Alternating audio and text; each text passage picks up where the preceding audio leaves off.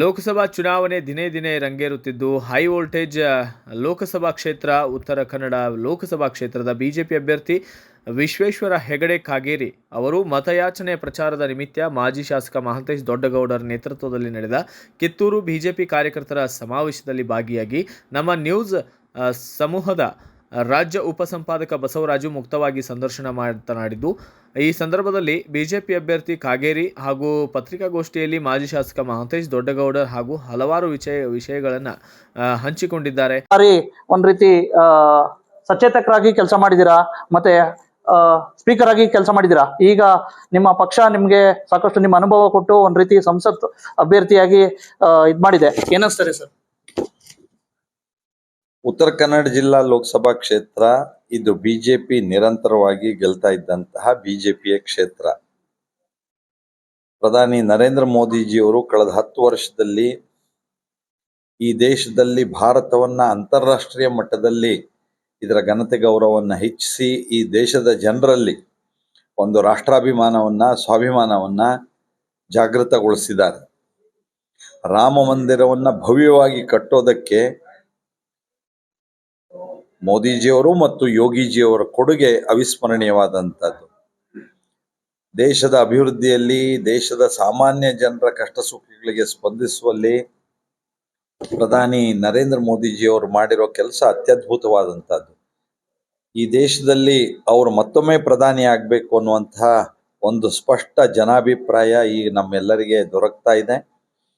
ಅದರ ಹಿನ್ನೆಲೆಯಲ್ಲಿ ಉತ್ತರ ಕನ್ನಡ ಜಿಲ್ಲಾ ಲೋಕಸಭಾ ಕ್ಷೇತ್ರವನ್ನು ನಮ್ಮ ಕಾರ್ಯಕರ್ತರ ಶ್ರಮದಿಂದ, ಮೋದಿಜಿಯವರು ಮಾಡಿರೋ ಸಾಧನೆ ಫಲದಿಂದ ಮತ್ತು JDSನ ಹೊಂದಾಣಿಕೆಯ ಕಾರಣದಿಂದಾಗಿ ನಾವು ಈ ಕ್ಷೇತ್ರವನ್ನ ಗೆಲ್ತೀವಿ. ಮತದಾರರು ಬಿಜೆಪಿಯ ಕಮಲದ ಹೂವಿಗೆ ಮತ ಕೊಟ್ಟು ನನಗೆ ಆಶೀರ್ವಾದ ಮಾಡಿ ಮೋದಿಜಿಯವರ ಜೊತೆಯಲ್ಲಿ, ದೇಶದ ಪ್ರಧಾನಿಯವರ ಜೊತೆಯಲ್ಲಿ ನಮ್ಮ ಕ್ಷೇತ್ರದ ಧ್ವನಿಯಾಗಿ ಇರೋದಕ್ಕೆ ನನಗೆ ಅವಕಾಶ ಮಾಡಿಕೊಡ್ಬೇಕು ಅನ್ನೋ ಸಂತೋಷವನ್ನ ವ್ಯಕ್ತಪಡಿಸ್ತಾ ಇದ್ದೇನೆ. ಸರ್, ಈಗ ಕಿತ್ತೂರು ಖಾನಾಪುರ ಅಂತಕ್ಕಂಥದ್ದು ಸಾಕಷ್ಟು ನಿಮ್ಮ ಉತ್ತರ ಕನ್ನಡ ಲೋಕಸಭಾ ಕ್ಷೇತ್ರಕ್ಕೆ ಬರುತ್ತೆ. ಸಾಕಷ್ಟು ಒಂದ್ ರೀತಿ ಹಿಂದಿನ ಬಾರಿ ಸಾಕಷ್ಟು ನಿರ್ಲಕ್ಷ್ಯಕ್ಕೊಳಗಾಗಿರೋದು. ತಮ್ಮ ಅವಧಿಲಾದ್ರೂ ಏನೋ MP ಆದ್ರೆ ವಿಶೇಷವಾಗಿ ಏನ್ ನಿರೀಕ್ಷೆ ಮಾಡ್ಬೋದು ಸರ್ ಕಿತ್ತೂರು ಖಾನಾಪುರಗಳು? ಕಿತ್ತೂರು ಮತ್ತು ಖಾನಾಪುರದ ಜನತೆಗೆ ನಾನು ಸಂಸದನಾದ ನಂತರದಲ್ಲಿ ಈಗಾಗಲೇ ಇರುವಂತ ಅನೇಕ ಪ್ರಸ್ತಾವನೆಗಳ ಬಗ್ಗೆ ನನಗೆ ಗೊತ್ತಿದೆ. ನಮ್ಮ ಧಾರವಾಡ ಬೆಳಗಾಂ ರೈಲ್ವೆ ಲೈನ್ ಇರ್ಬೋದು, ಇತ್ಯಾದಿ ಇತ್ಯಾದಿ ಇತ್ಯಾದಿ. ಮುಂದಿನ ದಿನಗಳಲ್ಲಿ ಸಂಸದನಾಗಿ ಆಯ್ಕೆ ಆದ ನಂತರದಲ್ಲಿ ಇಲ್ಲಿಯ ಜನತೆಯೊಡನೆ, ಇಲ್ಲಿಯ ಅನುಭವಿಗಳು, ಹಿರಿಯರು, ತಜ್ಞರ ಜೊತೆಯಲ್ಲಿ ಕುಳಿತು ನಾವು ಕಿತ್ತೂರನ್ನ ಹೇಗೆ ಸಮಗ್ರವಾಗಿ ಅಭಿವೃದ್ಧಿ ಪಡಿಸಬೇಕು, ಕೇಂದ್ರ ಸರ್ಕಾರದ ಯಾವ ಯೋಜನೆಯ ಫಲ ಇಲ್ಲಿಗೆ ನಾವು ತರೋದಕ್ಕೆ ಸಾಧ್ಯ ಇದೆ ಅನ್ನೋದನ್ನೆಲ್ಲ ಚರ್ಚಿಸಿಕೊಂಡು ನಮ್ಮ ಈ ಕ್ಷೇತ್ರವನ್ನ ಒಂದು ಸಮಗ್ರವಾಗಿ ಅಭಿವೃದ್ಧಿ ಪಡಿಸೋದಕ್ಕೆ ನಾನು ಕೇಂದ್ರ ಸರ್ಕಾರದ ಏನೇನು ಸಹಾಯ ಇದೆಯೋ ಅದನ್ನ ತರೋದಕ್ಕೆ ನಿಶ್ಚಿತವಾಗಿ ನಿಮ್ಮ ಜೊತೆಯಲ್ಲಿ ನಾನು ಇರ್ತೇನೆ. ಮತ್ತು ನಾವೆಲ್ಲರೂ ಜೊತೆ ಸೇರಿ ಈಗ ಮೋದಿಜಿಯವರನ್ನು ಪ್ರಧಾನಿ ಮಾಡುವಂತಹ ಒಂದು ಅಗತ್ಯತೆ ಇದೆ.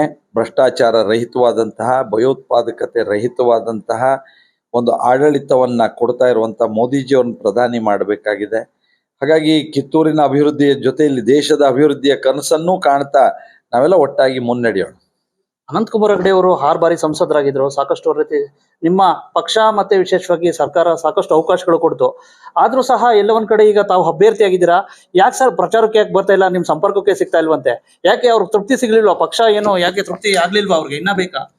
ಅನಂತಕುಮಾರ್ ಹೆಗಡೆ ಅವರು ನಮ್ಮ ಸಂಸದರಾಗಿ, ಕೇಂದ್ರ ಸಚಿವರಾಗಿ ನಮ್ಮ ಪಕ್ಷದಲ್ಲಿ ಮತ್ತು ಸರ್ಕಾರದಲ್ಲಿ ತನ್ನದೇ ಆದಂತಹ ಒಂದು ಕೊಡುಗೆಯನ್ನ ಅವರು ಕೊಟ್ಟಿದ್ದಾರೆ.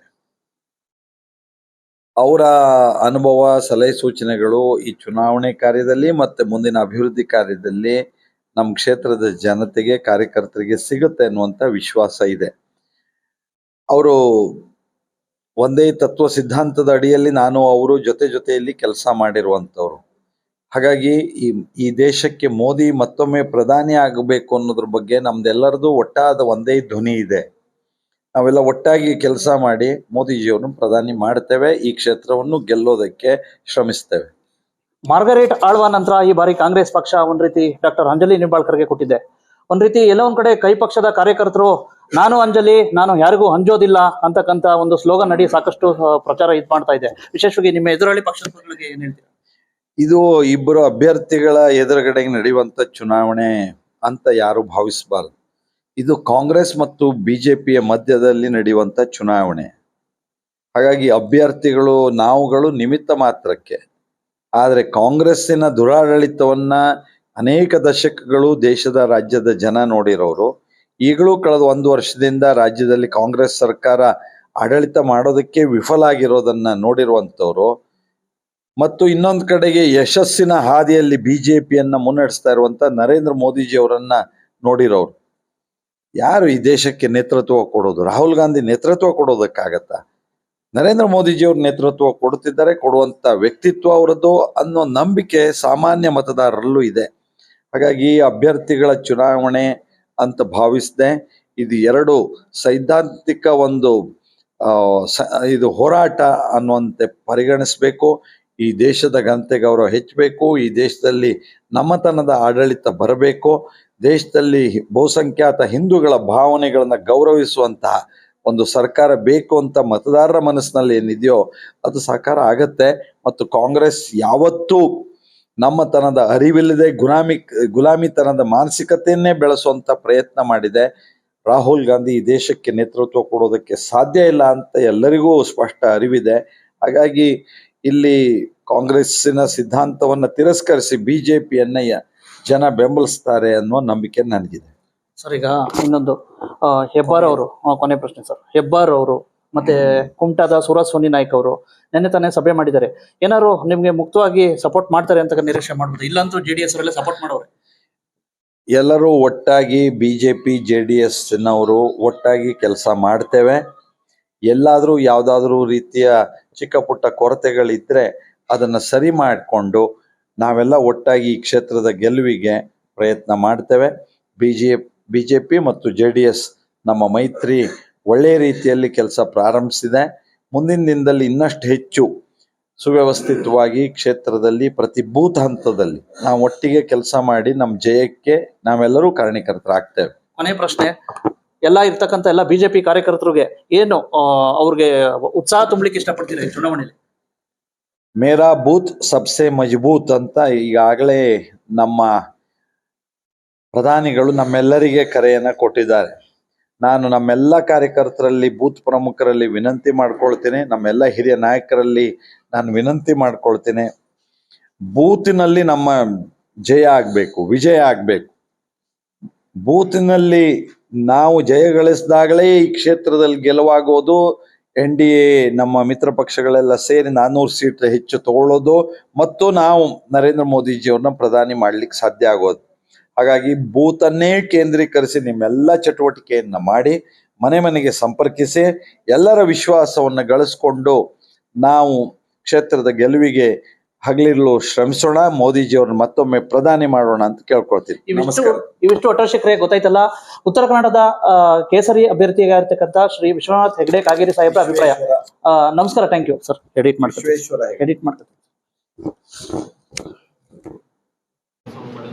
ಮಾಜಿ ಸಚಿವರಾದ ವಿಶ್ವೇಶ್ವರ ಹೆಗಡೆ ಅವರು ಕಾಗೇರಿ ಚುನಾವಣೆ. ಈ ಚುನಾವಣೆ ಇಡೀ ರಾಜ್ಯದಲ್ಲಿ ಇವತ್ತು ಬಿಜೆಪಿ ಮತ್ತು JDS ಅಲಯನ್ಸ್ನಲ್ಲಿ NDA ಮುಖಾಂತರ ನೀಡ್ತಕ್ಕಂಥ ಚುನಾವಣೆಗೆ ಈ ಬಂದಂಥ ಮಾನ್ಯ ಅಭ್ಯರ್ಥಿಗಳನ್ನು ಜೊತೆಗೆ JDS ಅಧ್ಯಕ್ಷರನ್ನ, ಬಿಜೆಪಿ ಎಲ್ಲ ಪದಾಧಿಕಾರಿಗಳಿಗೆ, JDS ತಾಲೂಕಾ ಅಧ್ಯಕ್ಷರ ಸಂಬಂಧ ಸ್ವಾಗತ ಮತ್ತು ತಮ್ಮೆಲ್ಲ ಬರ್ತಕ್ಕಂಥ ಮೀಡಿಯಾದವ್ರನ್ನ ಮತ್ತು ಎಲೆಕ್ಟ್ರಿಕ್ ಮೀಡಿಯಾದವ್ರನ್ನ ಸ್ವಾಗತವನ್ನು ಮಾಡ್ತಾರೆ. ಈ ಚುನಾವಣೆ ಕಚ್ಚಾಗ ಇವತ್ತು ಪ್ರಥಮ ದಿನವಾಗಿ ಕಿತ್ತೂರಲ್ಲಿ ಪ್ರಾರಂಭ ಮಾಡಿದ್ದೀವಿ. ಈ ಪ್ರಾರಂಭ ಇವತ್ತು ಮುಚ್ಚಕ್ಕಿ ಮಠದ ಶ್ರೀಗಳ ದರ್ಶನ ಪಡೆಯೋದ್ರಿಂದ ತಾಯಿ ಚೆನ್ನಮ್ಮಾಜಿ ಒಂದು ಮೂರ್ತಿಗೆ ಮಾಲಾರ್ಪಣೆ, ಸಂಗೊಳ್ಳಿ ರಾಯಣ್ಣ ಮೂರ್ತಿಗೆ ಮಾಲಾರ್ಪಣೆ ಮಾಡಿ, ಮತ್ತು ಗುಲಾಬನ ಮೂರ್ತಿಗೆ ಮಾಲಾರ್ಪಣೆ ಮಾಡಿ ಕಾರ್ಯಕ್ರಮ ಸ್ಟಾರ್ಟ್ ಮಾಡಿದ್ವಿ. ಈ ಚುನಾವಣೆಯನ್ನು ಕಿತ್ತೂರಲ್ಲಿ ಕಳೆದ 6 ಬಾರಿ ಇವತ್ತು ಬಿಜೆಪಿ ಅಭ್ಯರ್ಥಿ ಮಾನ್ಯ ಅನಂತಕುಮಾರ್ ಹೆಗಡೆ ಅವ್ರನ್ನ ಈ ಭಾಗದ ಜನ ಭಾಳ ಪ್ರೀತಿಯ ಕಾರಣದಿಂದ ಅತಿ ಹೆಚ್ಚಿನ ಮತವನ್ನು ಕೊಟ್ಟು ಆವಿಷ್ಕರಿಸ್ತಕ್ಕಂಥ ಕೆಲಸ. ಈ ಬರ್ತಕ್ಕಂಥ 2024 ಚುನಾವಣೆ ಮತ್ತೊಮ್ಮೆ 3ನೇ ಬಾರಿಗೆ ಮೋದಿಜಿಯವ್ರನ್ನ ದೇಶದ ಪ್ರಧಾನಮಂತ್ರಿಯಾಗಿ ಆಯ್ಕೆ ಮಾಡಬೇಕು ಮತ್ತು ಕಾಗವಾ ಕೆನಡಾದಲ್ಲಿ BJP ಹಾಗೂ JDS NDAದ ಅಧಿಕೃತ ಅಭ್ಯರ್ಥಿ ಅಂತ ವಿಶ್ವೇಶ್ವರ ಹೆಗಡೆ ಅವ್ರನ್ನ ಈ ಭಾಗದಲ್ಲಿ ಮತ್ತೆ ಪ್ರಥಮ ಬಾರಿಗೆ ಇವತ್ತು ಲೋಕಸಭಾ ಸ್ಪರ್ಧೆ ಮಾಡಿದ ಅನ್ನೋನು ಆಯ್ಕೆ ಮಾಡಲಿಕ್ಕೆ ಇವತ್ತಿನ ಒಂದು ಪ್ರಚಾರ ಸಭೆಯನ್ನು ಪ್ರಾರಂಭಿಸ್ತಾ ಇದ್ದೇವೆ. ಇದಕ್ಕೆ ಈ ಭಾಗದ ಎಲ್ಲ BJP ಹಾಗೂ JDS ಜೊತೆಗೆ ಭಾಳ ಜನ ಕಾಂಗ್ರೆಸ್ನ ಭಾಳ ಪಕ್ಷದ ದೇಶದ ಮೋದಿ ಮೇಲೆ ಅಭಿಮಾನದ ಮತವನ್ನು ಕೊಡಬೇಕು ಅಂತೇಳಿ ವಿನಂತಿ ಮಾಡುತ್ತಾ ಈ ಒಂದು ಪತ್ರಿಕಾ ಮಾಧ್ಯಮದಲ್ಲಿ JDS ಹಾಗೂ BJP ಪಕ್ಷ ಎಲ್ಲ ಪದಾಧಿಕಾರಿ ಮತ್ತು ಈ ವಿಷಯವನ್ನು ಮಾನ್ಯ ವಿಶ್ವೇಶ್ವರ ಹೆಗಡೆ ಅವರು ಈ ಸಂದರ್ಭದಲ್ಲಿ ಬಿಜೆಪಿ ಮುಖಂಡರಾದ BF ಕೊಳದೂರು, ಸಂದೀಪ್ ದೇಶಪಾಂಡೆ, JDS ಜಿಲ್ಲಾಧ್ಯಕ್ಷ ಶಂಕರ್ ಮಾಡಲಗಿ ಮತ್ತು ಡಾಕ್ಟರ್ ಬಸವರಾಜು ಪರವನ್ನವರ್ ಸೇರಿದಂತೆ ಇತರರು ಮತ್ತು ಬಿಜೆಪಿ ಕಾರ್ಯಕರ್ತರು ಅಷ್ಟಲ್ಲದೆ JDS ಕಾರ್ಯಕರ್ತರು ಕೂಡ ಉಪಸ್ಥಿತರಿದ್ದರು. Bureau report Basavaraju, Bharata Vaibhava news, Channammana Kittur. Thanks for watching.